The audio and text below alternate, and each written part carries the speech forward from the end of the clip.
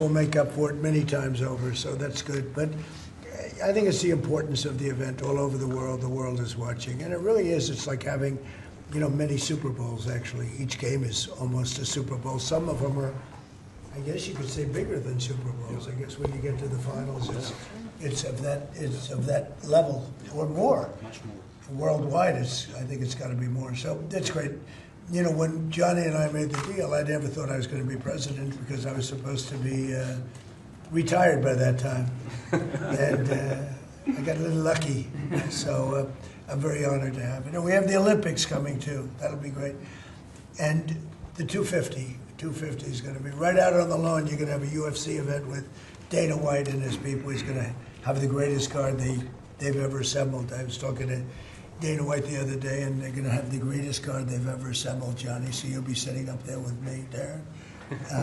We'll be watching it. So right opposite the front door of the White House. That's going to be on June 14th.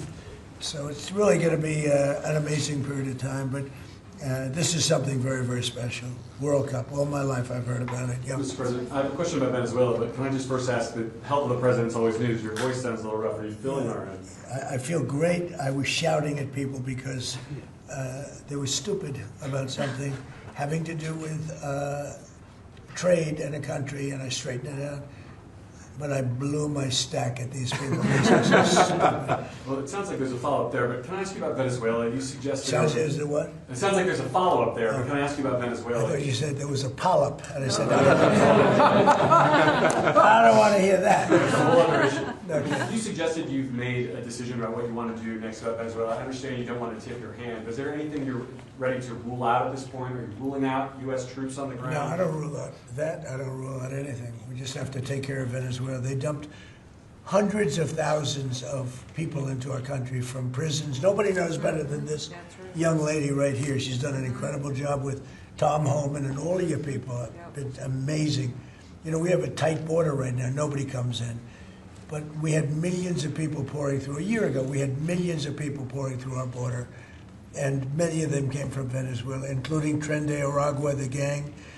And I guess what I'm hearing, Kristi, is that's as bad a gang as there is anywhere in the world. It's the worst. Absolutely, is that actually sure. Absolutely, they are the worst. I mean, they're worse than MS-13. They're killers. They massacre people. They cut them up into pieces, and they bury them in their communities where they grew up. They're horrible people. And we had a lot of them. And many of them, most of them, pretty soon, most of them are going to be out. But they sent them in like we're a dumping ground. So I'm not in love with the people running Venezuela. I love Venezuela. I love the people of Venezuela. But what they've done to this country, and I really say this, what Biden and the Democrats have done to this country can never, ever be forgotten. You suggested Maduro wants to talk. Are you prepared to speak with him directly? Would you commit to doing that before you order strikes? Yeah, I probably would talk to him. Yeah, I talk to everybody. Mr. President, go ahead, follow up on Garrett. Was that what you were referring please, go ahead. to? Was that India? Rebecca Zelka with Blaze News. So, in a recent interview, you had made some remarks about H-1B visas. You said about H-1B visas. Yeah. You said that there were certain talents that Americans needed to outsource to foreign workers. Could you clarify? Until they learn that, yeah. Like, for instance, if you're going to be making chips, we don't make chips too much here anymore, but we are going to be in a period of a year. We're going to have a big portion of the chip market. But we have to train our people how to make chips because we didn't do it. We used to do it, and then foolishly we lost that business to